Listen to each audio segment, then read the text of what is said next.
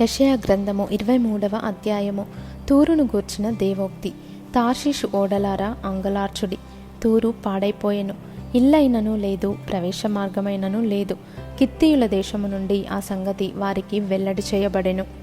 సముద్ర తీరవాసులారా అంగలార్చుడి, సముద్రము దాటుచుండు సీదోను వర్తకులు తమ సరకులతో నిన్ను నింపిరి. షీహోరు నది ధాన్యము, నైలు నది పంట సముద్రము మీద నీలోనికి తేబడుచుండెను. తూరు వలన జనములకు లాభము వచ్చెను. సీదోను సిగ్గుపడుము, సముద్రము సముద్రదుర్గము మాటలాడుచున్నది.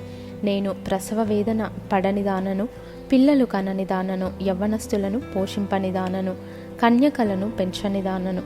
ఆ వర్తమానము ఐగుప్తీయులు విని తూరును గూర్చి మిక్కిలి దుఃఖింతురు. తార్షీషునకు వెల్లుడి, సముద్ర తీరవాసులారా అంగలార్చుడి. నీకు సంతోషము కలగజేసిన పట్టణమిదేనా? ప్రాచీన కాలమున నుండిన పట్టణమిదేనా? పరదేశ నివాసము చేయుటకు దూర ప్రయాణము చేసినదిదేనా? దాని వర్తకులు రాజసమానులు, దాని వ్యాపారులు భూనివాసులలో ఘనులు. కిరీటంలనిచ్చుచుండు తూరుకు ఈలాగు చేయనెవడు ఉద్దేశించును? సర్వ సౌందర్య గర్వాతిశయమును అపవిత్రపరచుటకును, భూమి మీదనున్న సర్వఘనులను అవమానపరచుటకును సైన్యములకు అధిపతియగు యెహోవా ఈలాగు చేయనుద్దేశించెను. తార్షీషు కుమారి, నీ దేశమునకిక నడికట్టు లేకపోయెను. నైలు నది ప్రవహించున్నట్లు దాని మీద ప్రవహించుము. ఆయన సముద్రము మీద తన చెయ్యి చాపెను, రాజ్యములను కంపింపజేసెను. కనాను కోటలను నశింపజేయుటకు యెహోవా దాని గూర్చి ఆజ్ఞాపించెను. మరియు ఆయన సీదోను కన్యక, చెరపబడిన దాన, నీకికను సంతోషముండదు. నీవు లేచి కిత్తీముకు దాటిపొమ్ము, అక్కడనైనను నీకు నెమ్మది కలుగదు. ఇదిగో కల్దీయుల దేశమును చూడుము, వారికను జనముగా ఉండరు. అశ్షూరీయులు దానిని అడవి మృగములకు నివాసముగా చేసియున్నారు.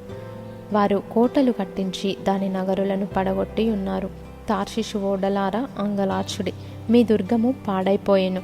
ఒక రాజు ఏలుబడిలో జరిగినట్లు తూరు ఆ దినమున 70 సంవత్సరములు మరవబడును. 70 సంవత్సరములైన తరువాత వేశ్యల కీర్తనలో ఉన్నట్లు జరుగును.